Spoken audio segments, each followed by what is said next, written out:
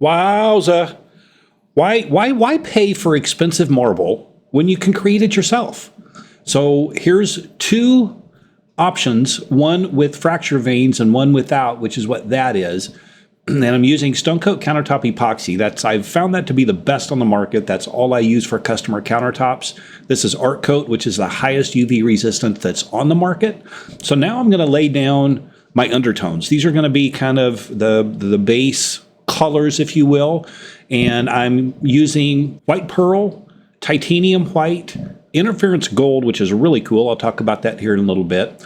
Then I'm going to add in some chestnut brown, and these are all colors that are going to help tie in with the customer's space, and we'll visit about that a little bit. And then a little bit of bling, because you got to have a little bling in there. Bling! Yes! By the way, if you like what you see and these tutorials help you, please click the like and subscribe button and share. It really helps support my channel. Now, as far as the brown goes, I'm going to try to put just some streaks of brown in there, and we'll see how that ends up showing up on the surface. Or I can, you know what, let's do this. Because I just want the brown to be an accent. And let's see how all that's going to meld in. Now, when I'm hand melding in my undertones like I'm doing here, I'm going to decide, do I want to marble that, or do I want to meld it more in kind of a striated fashion, which is what I'm doing here. And that's what's going to go along more with the design that I'm going to create. Oh, I like what that brown did. Oh boy. Let's get some more of that in there.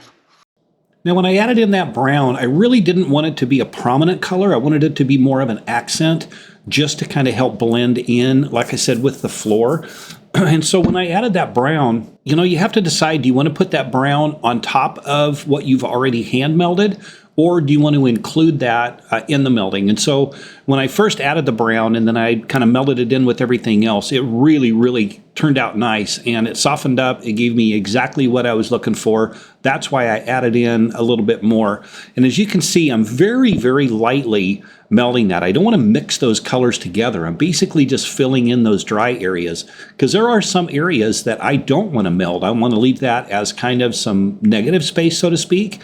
In other words, whether it's the white or whether it's the pearl, that they don't have anything mixed in with them. It's kind of like when you're looking at natural stone, you see pockets of different types of colors and variations. And that's exactly what I was able to accomplish here. And then at this point, it's really, really important to kind of step back and give that epoxy about 5 to 10 minutes or maybe even more to really start to soften, really start to meld, and really start to develop. And that's what happened, and ended up, I didn't know if I really wanted to do anything else with it, because the longer it sat and the more it developed, the more it was really, really turning into a really beautiful marble piece. I mean, that is really, really cool. But I still got to add some bling. Got to have some bling in there.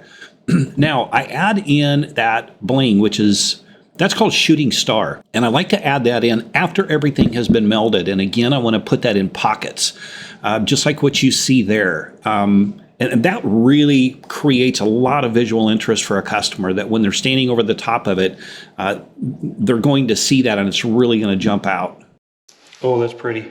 Oh.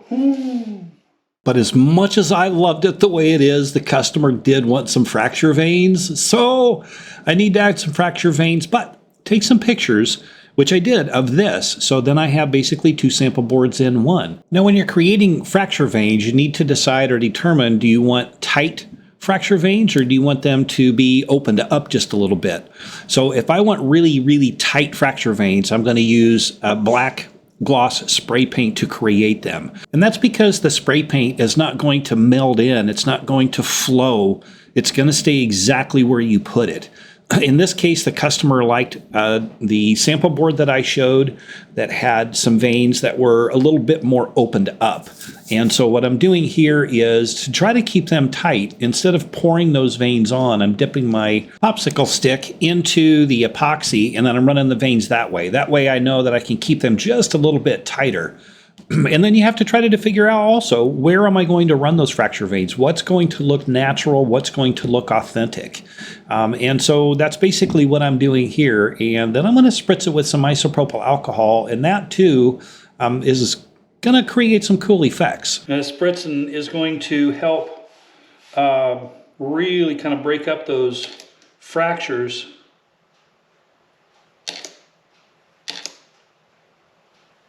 Oh man, that's pretty cool. Oh, that's pretty cool. I think I'm going to leave that alone.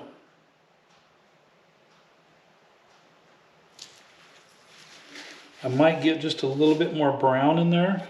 Okay, so the only way you can walk away is to actually walk away. But what I decided to do, remember I said how that brown was very, very soft when I melded all those colors in? Well, what I wanted to do is kind of accentuate some of that and have a little bit of kind of some darker brown, if you will. And so what I'm doing is adding some of that brown kind of as highlights to some of the fracture veins. And then I'm also going to add a little bit of that brown to outline one of those veins that are kind of in the middle. And you'll see me do that right in here. And then when we do the flyover, you'll see how much difference that made and really, really kind of opened up that vein per se. But yeah, and then that's something the customer picked out when I showed this to the customer. That's one thing that she really noticed was that area right there that I'm working on really, really added a lot. So maybe sometimes it's not such a good idea to walk away. But if you just keep looking at it, don't overdo it. But if you keep looking at it, something might pop in that says, I think that might look pretty good. So we'll do a flyover, but until then, what do you think? Leave me a comment. Do you like it with the veins, without the veins? And stay tuned for the flyover, and you can kind of give yourself an idea of which one you like better. And we're going to call it. We're going to call it because I like it. Yup. Now it's time to walk away. Looking at it, I just knew there was really nothing more that I wanted to do with it. Adding in that little bit of brown at the end, that's that little area that was kind of accented that turned out really cool. Now, I probably should have done a flyover before I put the veins in there. But I actually do like the way those veins look.